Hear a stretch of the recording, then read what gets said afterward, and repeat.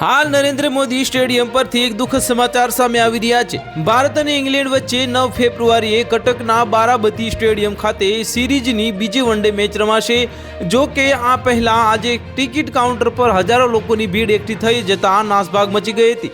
આ નાસભાગમાં કેટલાક લોકો બેભાન થઈ ગયા હતા અને ભારત અને ઇંગ્લેન્ડ વચ્ચે 6 ફેબ્રુઆરીથી વનડે સિરીઝ શરૂ થશે।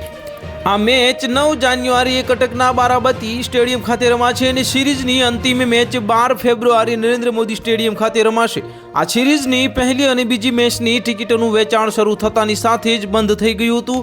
પહેલી મેચ માટે ટિકિટ બુક કરવા માટે લગભગ 1,10,000 લોકોએ સાઇટની મુલાકાત લીધી હતી। જે બાદ બધા ક્રિકેટરના ચાહકોએ લાઇનમાં ઊભા રહીને ટિકિટ લીધી હતી। બીજી મેચની ટિકિટ ખરીદતી વખતે નાસભાગ મચી ગઈ હતી। આ દરમિયાન પોલીસે લાઠીચાર્જ પણ કરવો પડ્યો હતો અને તેમજ પાણીનો મારો ચલાવવો પડ્યો હતો। કોઈક રીતે પરિસ્થિતિ સંભાળી લેવામાં આવી હતી અને આટલી મોટી ભીડની અપેક્ષા નહોતી, પણ ટિકિટ માટેનો ધસારો જોઈને બધા દાવા નિષ્ફળ ગયા હતા।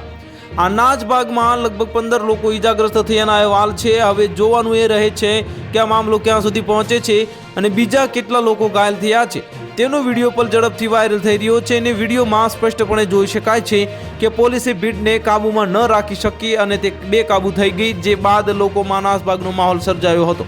તો હાલ માટે આટલું જ। મળીશું નવી અપડેટ સાથે। જો તમને અમારા વિડીયો પસંદ આવતા હોય તો વિડીયોને લાઇક કરી દેજો, ચેનલને સબસ્ક્રાઇબ કરી બાજુમાં આવેલા બેલ આઇકનને દબાવી દો, જેથી તમને આવા સમાચારની અપડેટ મળતી રહે।